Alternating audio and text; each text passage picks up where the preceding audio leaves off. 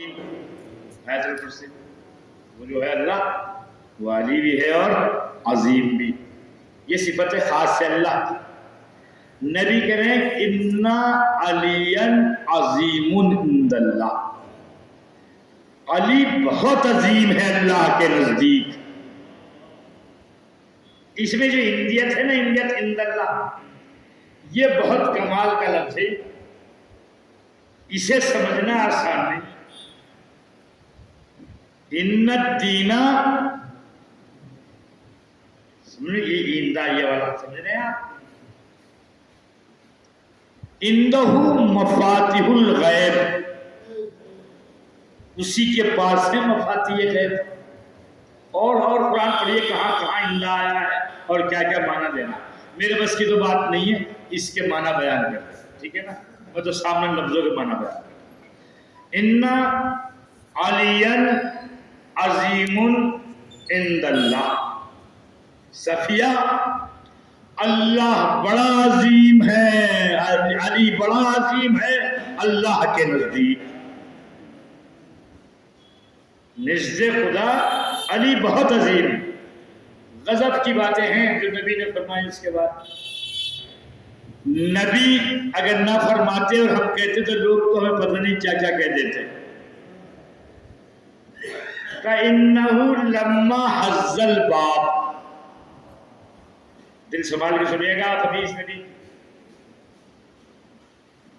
پہلے یہ بھی سن لو، نبی نے کہا صفیہ، اس حدیث بیان کرنے سے پہلے، لو لم اخف، اگر مجھے یہ خوف نہ ہوتا، نبی فرماتے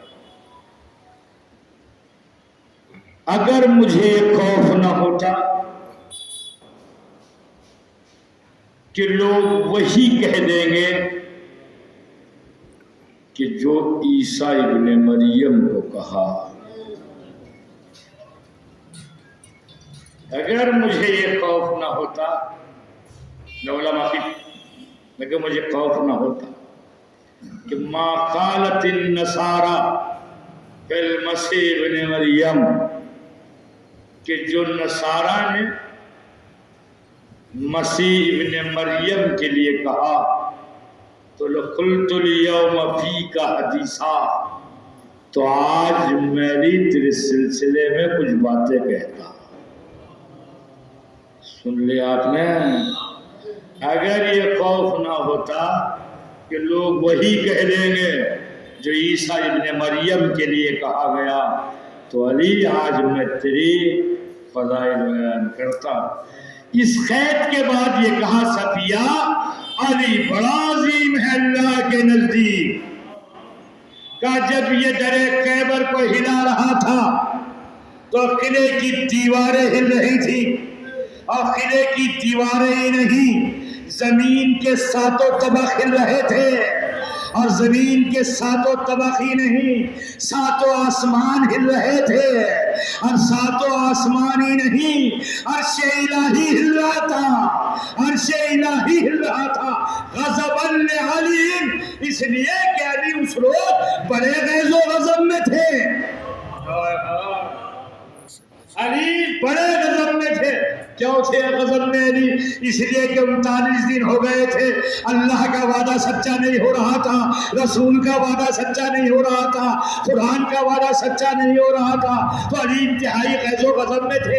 اب جب در خیبر کو ہلایا تو پورے قلعے کے ساتھ طبقے زمینی ہلنے لگے، آسمان ہلنے لگے، عرش الہی ہلنے لگا، کہ پوری کائنات ہل رہی تھی ایک جنبش دست علی سے۔ تو اب تو مانو کہ قرار کائنات علی کے ہاتھوں میں ہے۔ زندہ باد،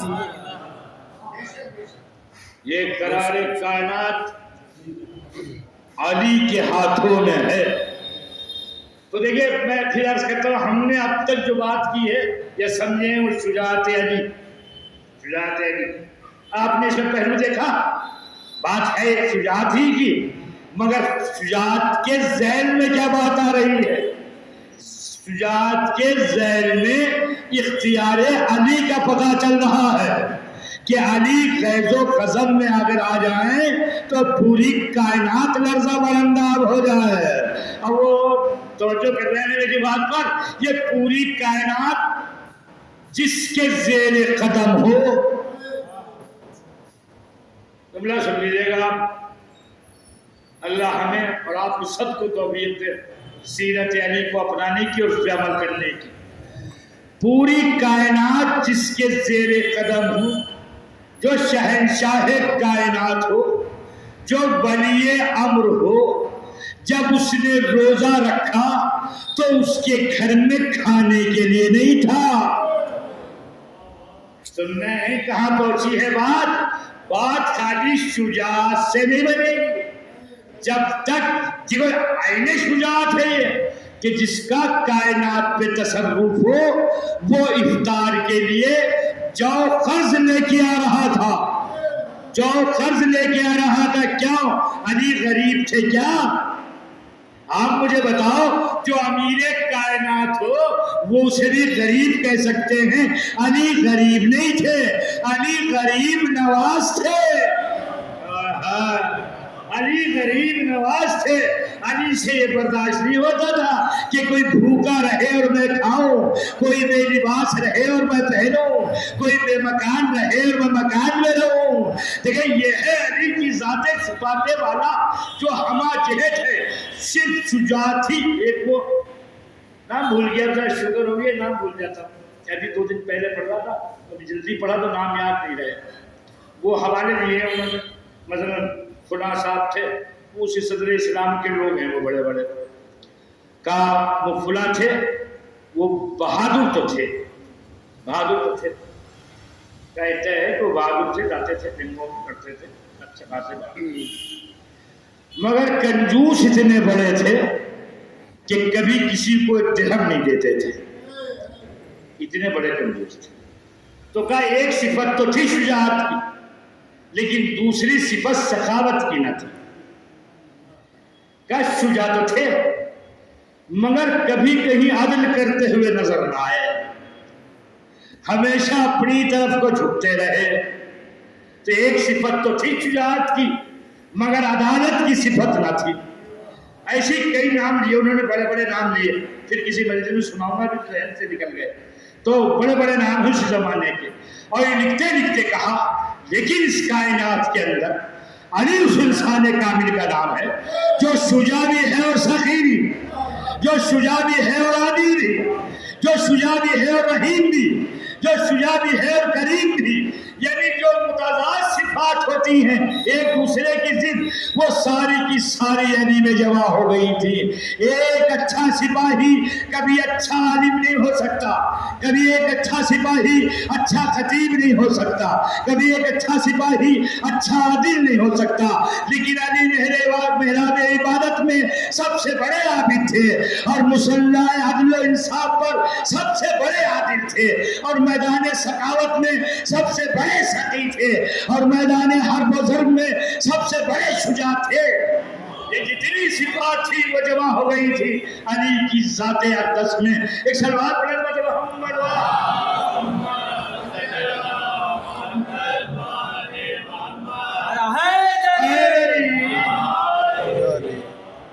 تو علی بہت عجیب ہے, اور علی کا سمجھنا اس سے زیادہ کمال کہ انسان علی کو سمجھ جائے. اسی لیے تو نبی نے آپ کے ذکر کو عبادت بتایا. کوئی توصیف کو یہ کوئی قصیدہ کوئی پڑھا ہے, یہ ہمارے ہاں کا طرح کا ماحول کوئی تھا, ٹھیک ہے نا, کہ جس سے کچھ نہ آتا ہو اسے عالم کہنے لگو. توجہ کر رہا ہے میری بات پر. تو یہ ہمارا جیسا سماج کوئی تھا, وہاں باتیں حقیقتوں کے اوپر مبنی ہوتی تھی, جو حقیقت ہوتی تھی وہی ہوتا تھا. تو نبی نے جو فرمایا ذکر علی عبادت ہے, یہ حقیقت پہ موقوف ہے, اس لیے کہ معرف وحدانیت ہے علی. میں ملحظ کرتا ہوں, معرف وحدانیت ہے علی. علی نہ ہوتے تو اللہ پہچانا نہ جاتا, علی نہ ہوتے تو اللہ پہچانا نہ جاتا.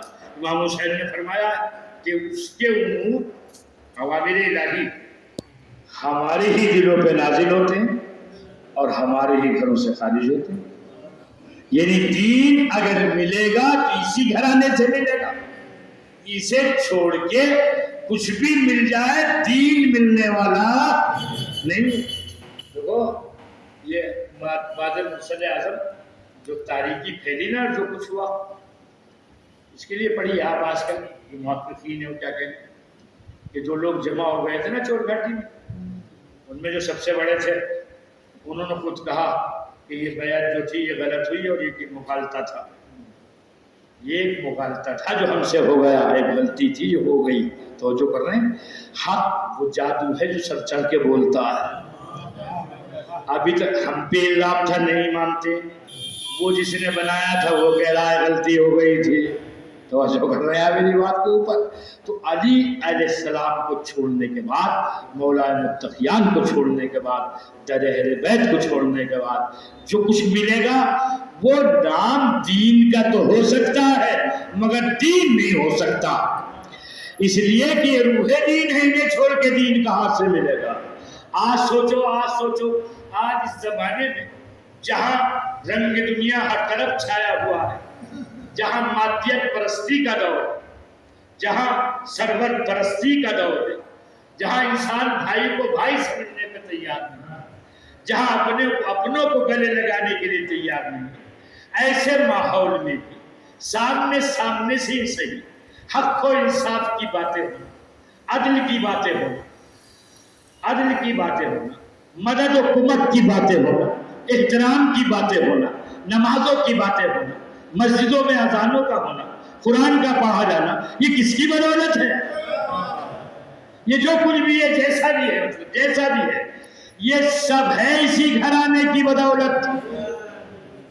اگر یہ گھرانہ نہ ہوتا تو آج یہ باتیں کہیں سننے کو نہ ملتی کہ قرآن بھی اللہ کی کتاب ہے, نماز پڑھنا بھی واجب ہے, غریب کی مدد بھی ضروری ہے.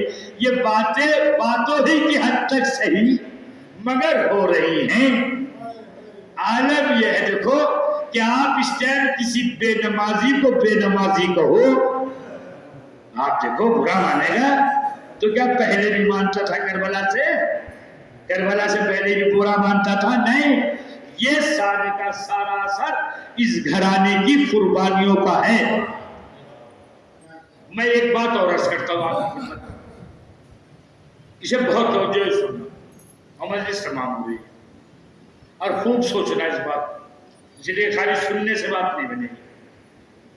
کبھی سوچا آپ نے امام حسین نے اتنی قربانیاں کیوں دی؟ ان قربانیوں کا احسان نہیں ہو سکتا. یہ جو مظالم کربلا میں ہوئے ہیں آپ انہیں سوچ نہیں سکتے ہو. مظلومیت حسین ابن علی کا ادراک نہیں کر سکتے ہو. تو سوال یہ اٹھتا ہے کہ اتنی قربانیاں دی کیوں گئی؟ اتنی قربانیاں کیوں؟ کیا کوئی چھوٹی موٹی قربانی سے بات نہیں بن سکتی تھی؟ جناب ابراہیم علیہ السلام کے زمانے میں ایک قربانی سے بات بن گئی تھی؟ نہیں بنی تھی, ایک قربانی سے بنی تھی, اور وہ بھی یہ ہوا تھا کہ جناب اسماعیل کی جگہ ڈوبا گیا تھا. صحیح ہے نا, اور بات مکمل ہو گئی تھی اور اعلان فتح بھی ہو گیا ہوا تھا. نہیں, قرآن میں سب موجود ہے. ایسا کیا ہو گیا تھا کہ حسین کو اتنی قربانیاں دینا پڑا؟ اگر یہ بات آپ سوچو مہینے 2 مہینے 6 مہینے تک تو آپ کی سمجھ میں کربلا آئے گی اور عظمت حسین ابن علی آئے گی. اس کا مطلب یہ ہے کہ دین اتنا کمزور ہو گیا تھا کربلا سے پہلے, کہ بغیر اتنی بڑی قربانی کے دین کو زندگی ملنے والی نہ تھی. اگر اتنی عظیم قربانیاں حسین نہ دیتے تو آج دین نام کی کوئی شے نہ ہوتی. اتنا کمزور و ناتواں ہو چکا تھا دین مصطفیٰ 50 سال کے اندر. نبی کی رحلت سے اب کربلا تک کتنا فاصلہ ہے؟ 50 سال. 50 سال میں دین اتنا تبدیل ہو چکا تھا, دین اتنا بدل گیا تھا. مثالیں تو آپ کے سامنے ہیں. 2 کی 4 پہ کسی کو اعتراض نہ تھا, 2 کی 4 پہ کسی کو اعتراض نہ تھا. کنیز جماعت کی امامت کرے کسی کو اعتراض نہ تھا، جمعہ بدھ کے دن پڑھا دیا جائے کسی کو اعتراض نہ تھا، برسر منبر علی کو برا کہا جائے کسی کو اعتراض نہ تھا، علی سے جنگ کی جائے کسی کو کوئی اعتراض نہ تھا۔ اتنا ناتواں اور ضعیف و کمزور ہو چکا تھا اس 50 سال کے عرصے میں دین مصطفیٰ۔ سمجھ رہے ہیں آپ میری بات؟ اور آپ بات دیکھیے، اس کربلا سے پہلے اور رسول کے بعد گناہ کرنے کے بعد برملا کہا جاتا تھا، میں نے ایسا کیا ہے، اور لوگ تائید کرتے تھے، اسے برا نہیں کہتے تھے۔ اتنا بدل گیا تھا دین محمد مصطفیٰ 50 سال کے عرصے میں کہ وہ بغیر اتنی بڑی قربانی کے جینے والا نہیں تھا۔ اگر حسین اتنی بڑی قربانیاں پیش نہ کرتے تو آج بھی 2 کی 4 کوئی پڑھاتا، کوئی کچھ نہ کہتا، آج بھی یہ ساری بدعتیں اسلام میں ہوتی اور کسی کی زبان نہ کھلتی۔ آج جو برے کو برا کہا جا رہا ہے یہ حسین کی قربانیوں کا نتیجہ ہے۔ سمجھ رہے ہیں آپ میری بات؟ میں اس میں بہت سوچتا تھا کہ آخر کیوں اتنی عظیم قربانیاں کیوں دینا پڑی؟ وہاں ایک قربانی سے دین محفوظ ہو گیا تھا، اور یہاں ایک نہیں 72 سر حسین کو دینے پڑے، تب دین بچا۔ اور صرف 72 سر نہیں، مجلس ہو رہی تھی، آیت اللہ مرزا شیرازی اس مجلس میں شریک تھے، 10 محرم کے بعد کی بات ہے۔ تو خطیب جب فضائل کے بعد مسائل میں داخل ہوا، مجلس کا وقت تھا صبح تقریباً 10 بجے، اور اس نے مسائل کا جملہ پڑھا کہ دخلت زینب علی ابن زیاد، جناب زینب کبریٰ ابن زیاد کے دربار میں پہنچی۔ یہ آیت اللہ نے رونا شروع کیا، خطیب نے چاہا دوسرا جملہ پڑھا، انہوں نے اشارے سے منع کیا، روکا، کہا پہلے اس جملے کا حق ادا ہونے دو، ظہر کی اذان ہو گئی ہے، یہ روتے رہے، ہم تو آسانی سے پڑھ رہے، سوچو ملکۃ العرب جس کی نانی ہو، خاتم الانبیاء جس کا نانا ہو، مولائے متقیان جس کا بابا ہو، جوانان جنت کے سردار جس کے بھائی ہوں، جو معصوموں کی آغوش میں پلی ہو، وہ بے مخنہ و چادر دربار ابن زیاد میں لائی جا رہی تھی۔ کر لیا محسوس آسمان زمین پر کیوں نہ آ گیا، یہ زمین پھٹ کیوں نہ گئی جب علی کی بیٹی نامحرموں کے مجمع میں دربار ابن زیاد میں داخل ہو رہی تھی۔ 12 محرم وہ عظیم رب کی تاریخ جب رستن بستہ سیدانیاں بے مخنہ و چادر بیویاں دربار ابن زیاد میں لائی گئی۔ حلین فتح کے نشے میں چور، ناقبت اندیش، اس نے کہا فلاں قیدی کو لایا جائے۔ قیدی کو لایا گیا، اس کے ہاتھوں میں ہتھکڑیاں پڑی ہوئی تھیں۔ کسی نے اس سے کہا، اس قیدی سے کہا، تو نے امیر کو سلام نہیں کیا؟ قیدی نے پلٹ کے جواب دیا، زمانے میں حسین کے سوا میرا کوئی علی نہیں۔ کہ ابن زیاد کہتا ہے مختار تجھے معلوم ہے کہ حسین تو کوفے میں آ گئے، کہ اگر آ جاتے تو سب سے پہلے مجھے رہا کراتے، سب سے پہلے مجھے رہا کراتے۔ یہ سننا تھا، کہتا ہے چاہتا ہے کہ تو اپنے امیر سے ملاقات کرے، کہاں ظالم تو دعوے میں سچا ہے تو کرا دے۔ بس اس تش سے رومال ہٹایا جس میں حسین کا کٹا ہوا سر رکھا تھا۔ مختار نے سر حسین کو دیکھا، تڑپ کے یا علی مدد کہا، ہتھکڑیوں کو توڑا، چاہتے تھے ابن زیاد پہ حملہ کریں۔ آواز آئی مختار میرے بابا کی محنت، دیکھا ہتھکڑیوں میں جکڑا ہوا ہے جوان کھڑا ہے۔ مختار باغ زہرا پامال ہو گیا، میرا بابا 3 دن کا پیاسا، رہ گئے کربلا پر کن खंजर से ज़िबा किया गया, मेरा अकबर मारा गया, मेरा असगर मारा गया। अरे मुख्तार, खैमों में आग लगाई गई, सरों से चादरें छीनी गई, बाजुओं में रस्म बांधी गई। अय्यहुम खलक़हुम लान अल्लाहुम्मतन क़तलतका वलान अल्लाहुम्मतन ज़लमतका वलान अल्लाहुम्मतन समिअन वलानक फ़रलतक या मौलाना कुन्ना माकुम फनफ़ूज़ मा।